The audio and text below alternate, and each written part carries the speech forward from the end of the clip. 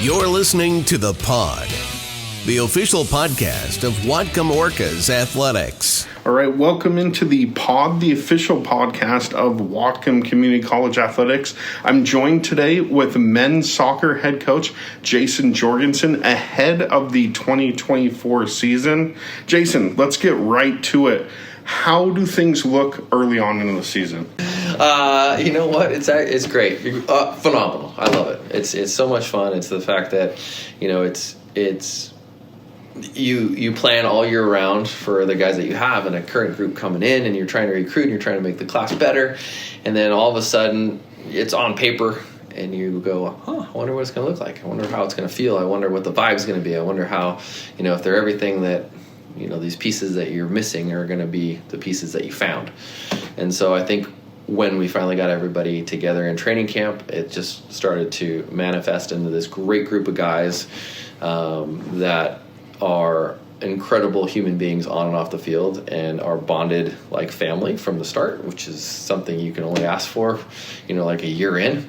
And so just having the returners treat the incoming players like family and the incoming players wanting to be a part of something bigger than themselves has been just awesome. Like, it makes us as a coaching staff want to be around them, and they're great to be around, and they're fun to be around, and they have this constant work vibe that is just second to none. So it's been fun so far. That's a good segue then for recruiting. What kind of player do you look for? Typically, is there a philosophy that you like to recruit around? And then where are some of your territories without giving away too much, of course? Territories all over the world. I mean, we're looking for guys everywhere. There is no stone that we left unturned, even if it's a local kid or somebody out in Japan or South Africa or wherever it might be. Like, we're looking at every possible scenario to find the right mix of guys and the right talent. I think before anything, we look at the character of the person. That's the biggest piece. Like, are they going to be giving back more than what they're given? Are they going to do that on the field? Are they going to do that in the community? Are they going to do that in the classroom? Are they going to do it there? And I think that segue, that piece will define, what Whatcom soccer is about. And it defines what the program is about, and it's family, right? And so we know that Whatcom isn't our ending point for these guys, it's their starting point. And how do we help facilitate what that looks like in the next 2 to 5 years?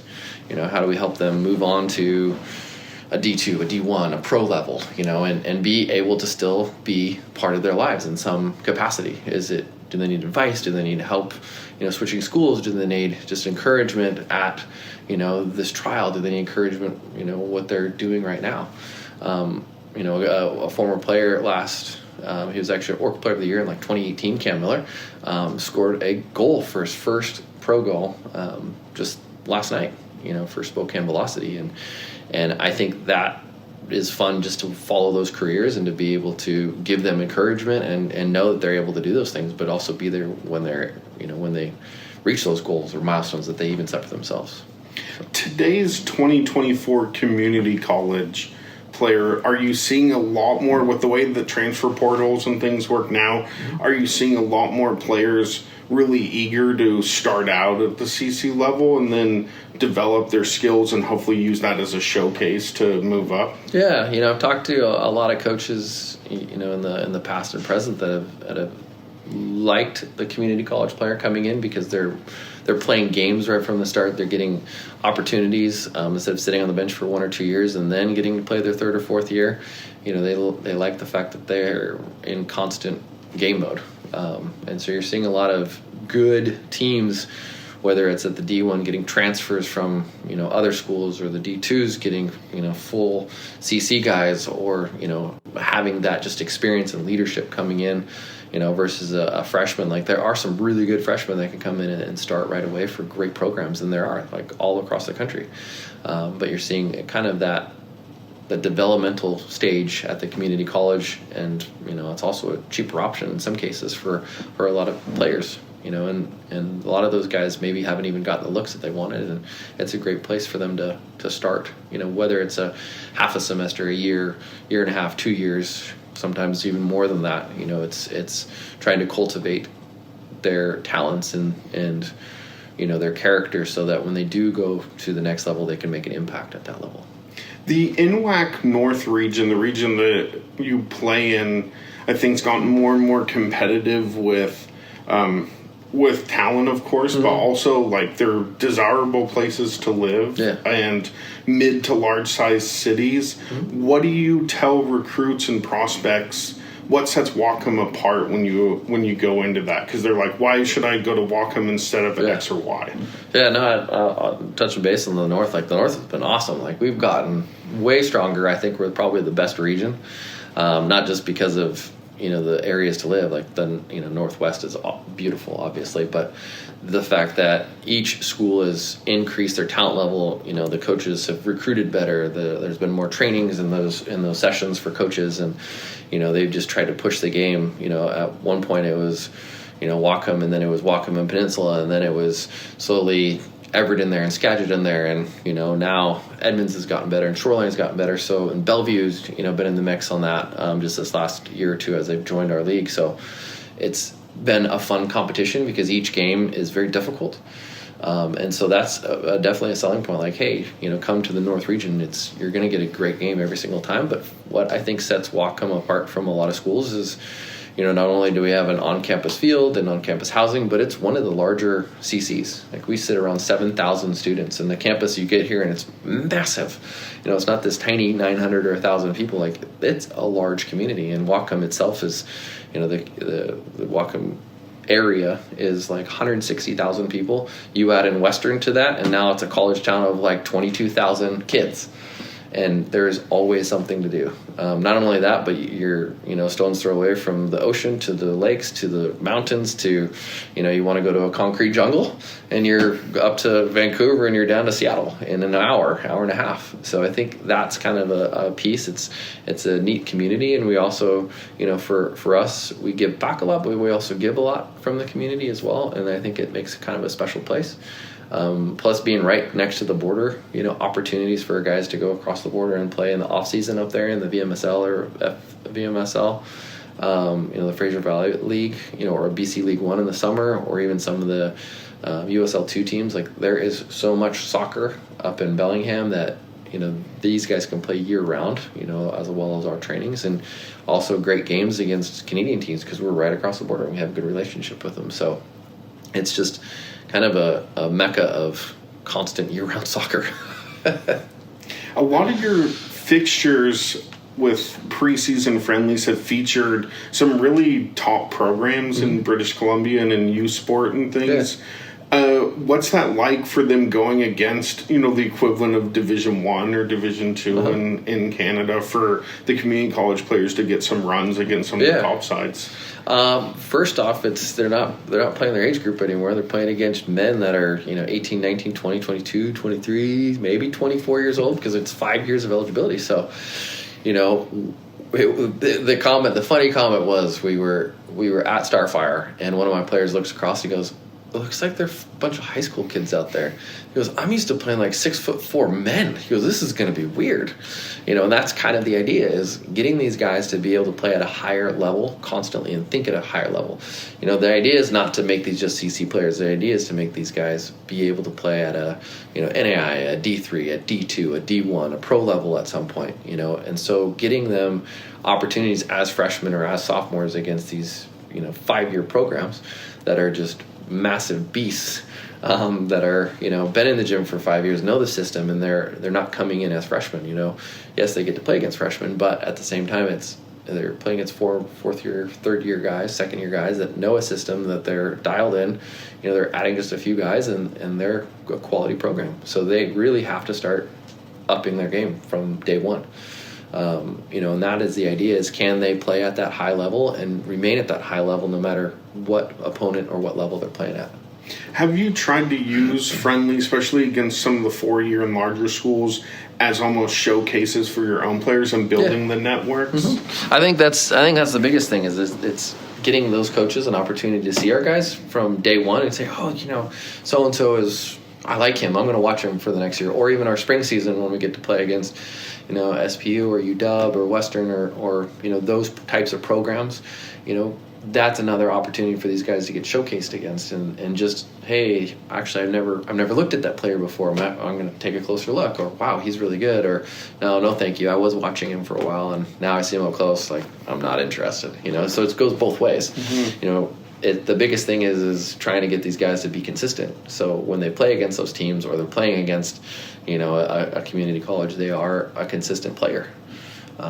Because you never know, like you said, who's going to be watching him, and that could be the one moment that coach they really like is taking an eye on them. So trying to get them to be consistent constantly is something we try and work on. Yeah. Let's shift to play on the field. If you were to describe your style, the philosophy, tactically, what would you tell someone? Yeah. It's a great question. I think it changes all the time, definitely towards the personnel that you have. The system we like to play is 1 and 2 touch in the back, 1 and 2 touch in the middle. My outside back's getting into the flank. We're getting something out of the attack, a goal, a shot across, something from that buildup. We're just not going backwards, but we're patient on the ball, swinging it across. My outside backs get up, my center backs open up.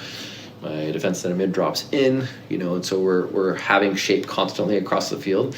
The biggest thing is we're having defensive shape as we are attacking, so that if we do lose the ball, we can win the ball back within 6 seconds. And so we're a very high press team, a very physical team, a team that is willing to work for each other even when we don't have the ball, so that we can capitalize, in the defensive third of the other opponent and be able to get something from that mistake that they made. So trying to contain them, trying to win it back, and then trying to quickly capitalize on mistakes that are made, or be patient and play like a big rondo, because the game is like a giant rondo, 11v11, and so who can hold on the ball longest and break the other team down.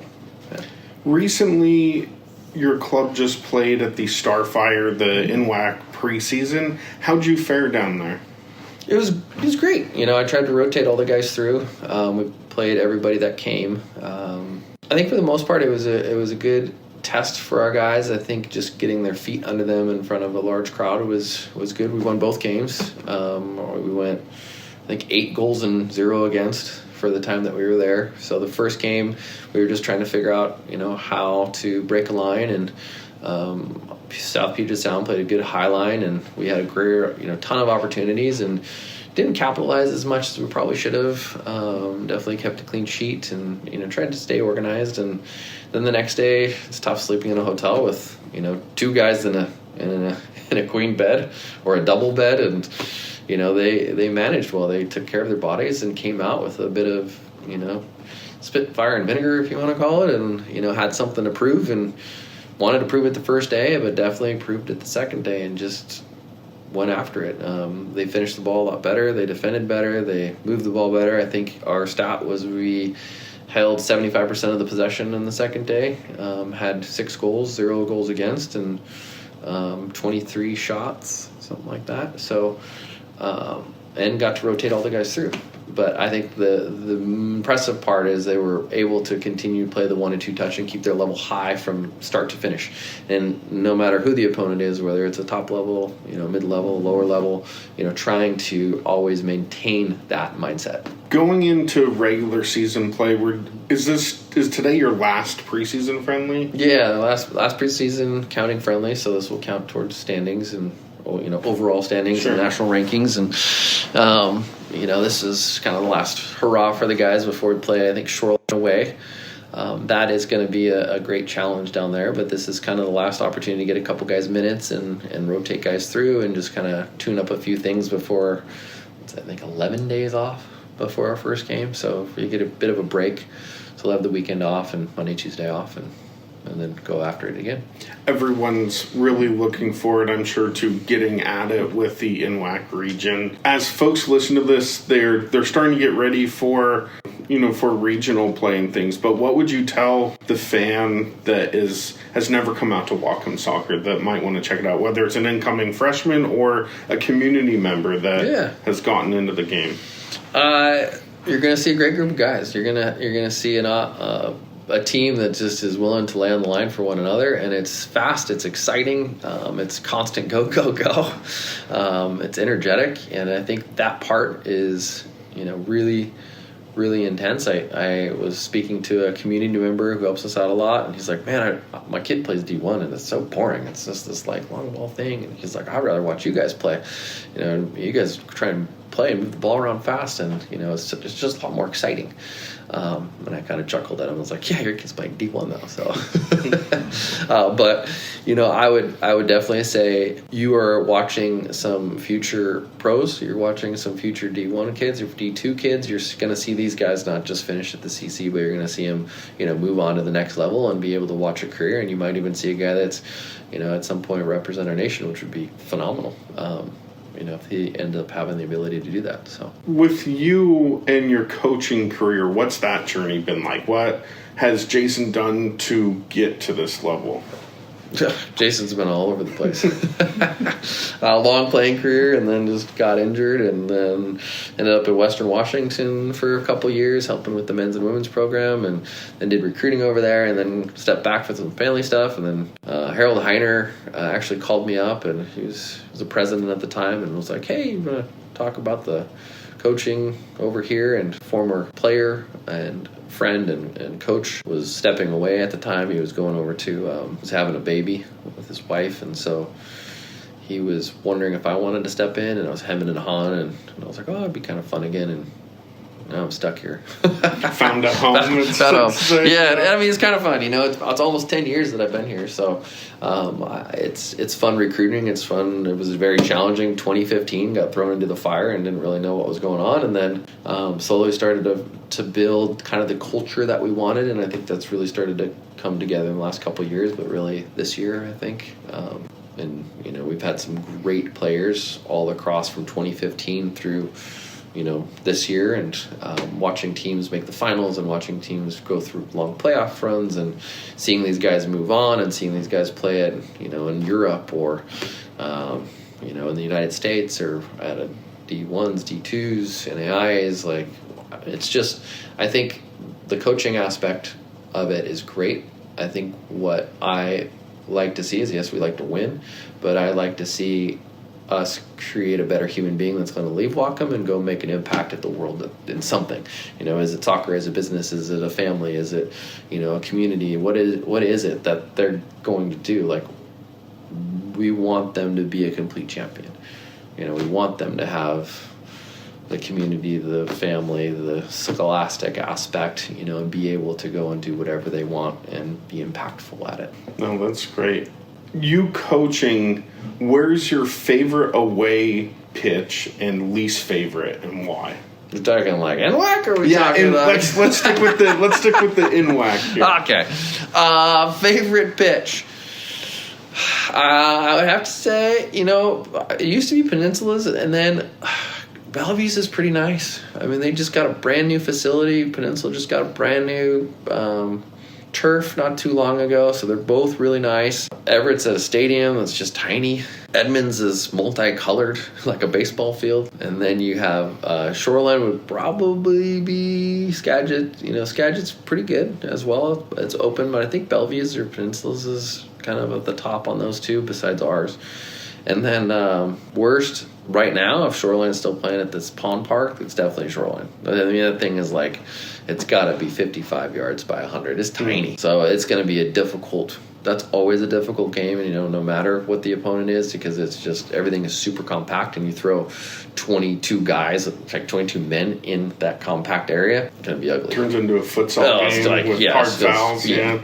Oh, horrible. So, what about fan atmosphere? Which one of those venues has a great atmosphere that sometimes makes it difficult? Whatcom always has a great atmosphere. I don't know. I don't think, you know, for my guys, I don't think that the atmosphere really gets to them. I think they're so focused on what they're doing, you know, and the players that they are playing with or against are the biggest draw for them. So I don't think for us we have a huge, you know, or their mindset's pretty strong, so they're not really affected by, you know, fan base or player bench personnel, or it's probably more referees that get to them than anything. All right, lastly, before I let you go, anything you want to add that I didn't ask on, or any other tidbits that you want to contribute? It's like a loaded question. No, I think, you know, for anyone, I think Whatcom Community College is probably a really good community. They have a good support system from the athletic, director to athletic personnel to coaches in other sports, like supporting each other constantly. And you're finding out, as freshmen come in, returners are there, they're also supporting other athletes in their programs. And, basically what we call it is like Orca love. We want to give back, obviously, what we do. But, for us, our motto is Orca love. So we always look at the positives of what happens. So a lot of us get a lot of negatives throughout our day, and we focus on those a lot. And so trying to see the more positives in those things and reaffirm each other or the programs or, what is happening. Like, it's like a 10-second mindset, right? So if you have something bad that happens on the field, like, can you forget about it within 10 seconds and move on to the next, because the world ain't stopping for you. It's not going to, the referee doesn't care, and it's not gonna be like, oh, your feelings are hurt? Well, let me just put a pause on life. Like, it happens. So can you have that 10-second mindset and really remember all the positive things that have gone on in your life? Like, there might be one or two positives and you might have a bad day, but again, there is always a positive in that. And so can we remember those and focus on those, or even uplift those, players or athletes? And I think that piece of the community is what makes this place special. Well, thank you so much for your time and sitting down with the inaugural episode of the pod. You're listening to The Pod, the official podcast of Whatcom Orcas Athletics.